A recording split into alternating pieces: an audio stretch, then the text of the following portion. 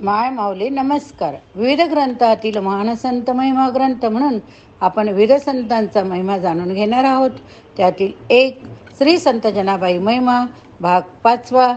कथासार अभिवाचन करत आहे. आवडले तर नक्की प्रतिक्रिया द्या. गोष्ट मी एकटी नाही. मागच्या भागाचा पुढचा भाग सुरू.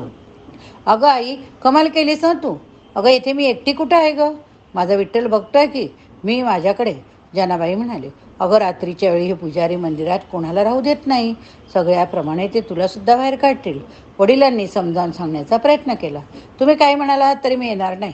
जनाबाई ठाम निश्चयाने म्हणाले. नाईलाजाने दमा कुरुंड मंदिराबाहेर पडले. रात्री मंदिर बंद होतात ना, परत येऊ, जनाला घेऊन जाऊ असा त्याने मनात विचार केला. इकडे आईवडील निघून गेले. जनाबाई मंदिरात एकटीच थांबली. बराच वेळ झाला. अंधार पडला. तशी जनाच्या मनात कालवा सुरू झाली. आईवडिलांकडे तिचं मन ओढू घेऊ लागलं. ती ताडकन उठली, बाहेर आली, पण आई वडील कुठे दिसेना. तिनं मंदिराचा सारा परिचय शोधला. तिने आईवडील दिसले नाही. तिनं सर्वत्र मोठमोठ्याने आईवडिलांना हक्का मारल्या, पण काही उपयोग झाला नाही. ती अगदी रडवेली झाली. आपण आईवडिलांना जाण्यास उगीच सांगितलं असं तिला वाटलं. आता या अंधारात आपण कुठं जाणार, कुठं झोपणार असा प्रश्न तिच्या बालमनामध्ये पडला. आता मात्र आपलं रडणं तिला थांबवता आलं नाही. मंदिराच्या एका कोपऱ्यावर उभी राहून ती रडू लागली. रोजच्या दिनक्रमाप्रमाणे दामा शेट्टी मंदिरात दर्शनासाठी आले होते. गाभाऱ्यात ते विठ्ठलाचे दर्शन घेतले. मंदिराला नेहमीप्रमाणे प्रदक्षिणा घालू आणि घरी जाऊ असा त्यांनी विचार केला. ते प्रदक्षिणा घालत असता मंदिराच्या कोपऱ्यावर रडत उभी असलेली मुलगी त्यांनी पाहिली. एकटी रडणारी मुलगी पाहून त्यांनी तिची चौकशी केली. ते तिला म्हणाले, कोण ग मुली तू? ती म्हणाली, माझं नाव जनाबाई. आईवडिलांसंगे आले होते, पण मीच आता आईवडिलांना जा म्हटले. मी येणार नाही असं सारखं सांगितलं. मग ते गेले. पण आता ते कुठं आहेत? दामा शेट्टीने विचारलं. जना त्यांना म्हणाले, ते मलाही माहीत नाही. गावाकडे गेले का कुठं उतरले ते माहीत नाही. आता मी काय करू? दामा शेट्टीने तिचा हात धरून आजूबाजूला शोध घेतला. शेवटी दामा शेट्टी तिला म्हणाले, आता रात्री कुठं शोधता येणार तुझ्या आईवडिलांना? आता असं कर, तू आमच्याच घरी चल. आमच्या घरी खूप माणसं आहे, मुलं आहे. तुला आवडेल तिथं राहायला. मग उद्या शोधू परत तुझ्या आईवडिलांना. दामा शेट्टी जनाबाईला घेऊन घरी गेले. इकडे रात्री दमा मंदिरात जनाला नेण्यासाठी आला, पण जना नव्हती. त्याच्या पोटात धस्त झालं. धावत पळत घावऱ्या घुबऱ्या त्यानं खूप शोध घेतला, पण जना दिसेना.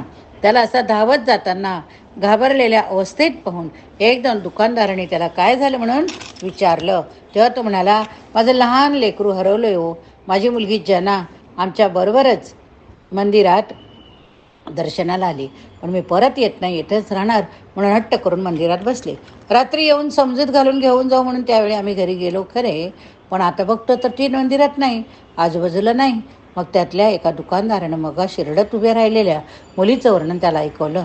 कपड्यांचं वर्णन सांगितलं. तसं अधीरतेने दमा म्हणाला, होय होय हो होय, तीच माझी मुलगी. पण आता ती कुठं असलं? तर दुसरा दुकानदार म्हणा, बाबा रे, एवढ्या लहान वयात विठ्ठलाचं एवढं वेळ पूर्व पुण्यानं म्हणायची की तिची आणि तुमची बी. होय हो, ते मला काही बी माहीत नाही, पण मी म्हणतो ती आता कुठं सापडेल मला? दमा काकुळतीने म्हणाला. दुकानदार म्हणाला, बाबा रे, काळजी सोड.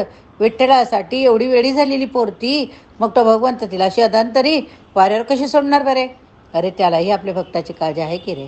ते सगळं खरं, पण दमा बोलताना त्याला मध्येच थांबवतो. दुकानदार म्हणाला, तिला दमा शेट्टी आपल्या घरी घेऊन गेले.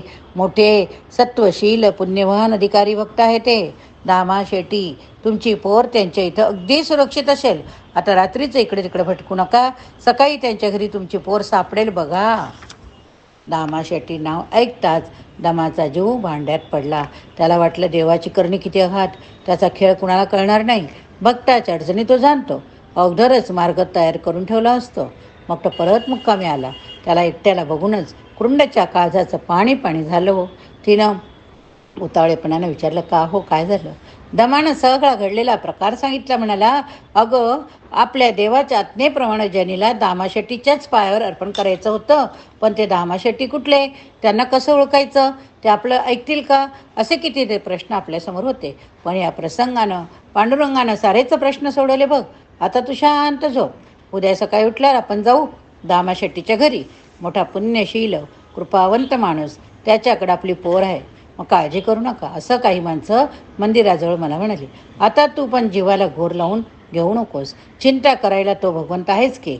तो ज्याचा पाठी राखा त्याला भीती कसली. चला आता झोपू बघू, सकाळचं सकाळी बघू. असं सांगून पुढची कथा आपण पुढच्या भागात बघूया. माझी जनी पदरात घ्या, माझी जनी पदरात घ्या.